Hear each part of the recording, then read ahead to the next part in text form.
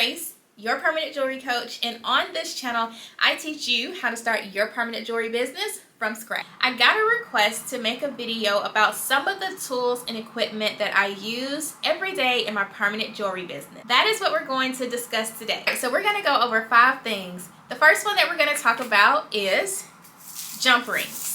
So I like to store my jump rings in these little containers here. It just makes it really easy for me. But in permanent jewelry, you could not do your job unless you had jump rings. Well, technically there are other ways that you can connect the chain, but with permanent jewelry, most people just use jump rings.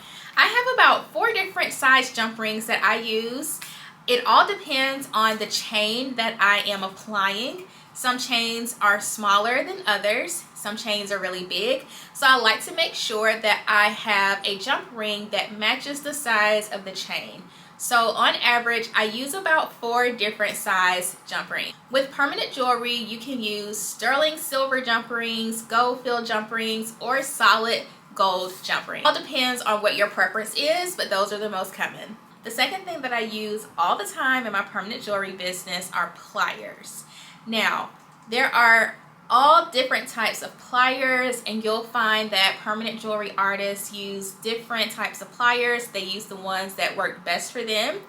But I have found a set of pliers that I really enjoy. So it's all about testing out different pliers, seeing which type of grip you like, how flat you like the pliers to be, how tiny you like the pliers to be. There's so many different pliers that you can use, but I have these, and then I have another set that I like to use as well.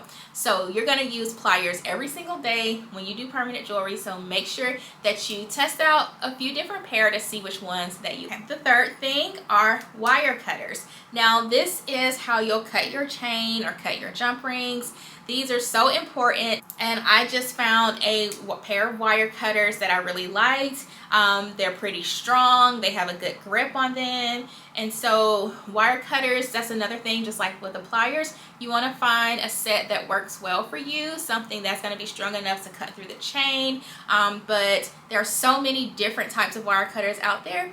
Just try out a few different ones to see which ones you like, but you'll definitely use these in your business. Alright, next up, another set of pliers, but the thing that makes these different are these are grounded pliers. So whenever you get ready to weld, you want to make sure that you ground the location or ground your jump ring before you weld it. These are the ones that I like to use, but I also have, let me just show you. I figure it's better if I just show you all the different types of grounding pliers that I have. So I have these, and I have these, and there are a pair of grounding or grounded wires that come with your, if you buy Sunstone, if you buy a welder from Sunstone, I think most of their welders do come with these grounding wires that you can clip onto the jump ring and ground that way. But my preference is to use grounded pliers. The difference between these two is one of the pliers is thinner, the other plier is a little wider. Once again, I kind of tested the two to see which one that I like the most. I use both of these, but this is the one that I find myself going for the most. But both of them work really well. The last thing that I'm going to discuss today are welding glasses. This is so important because this is how you are going to protect yourself and your client when you are welding the jump ring. They're shaded and the lens is really dark, so this helps to protect your client's eyes, especially since you're looking right at it, and most of the times they're looking right at the welding spot as well. So you want to make sure anytime you weld that you wear welding glasses. I always like to keep a few of these available because even when I have clients who bring people with them or have multiple people in the room, I'll either have them look away or I'll have them put on a pair of glasses as well. Okay, so that's it for today's video. I don't want to overwhelm you all with all of the supplies that are needed for permanent jewelry, so I'll keep it short and sweet there. I'll probably make a video just showcasing some of the larger items that I use every day in my permanent jewelry business. So if you all have any questions for me, just leave them in the comment section below.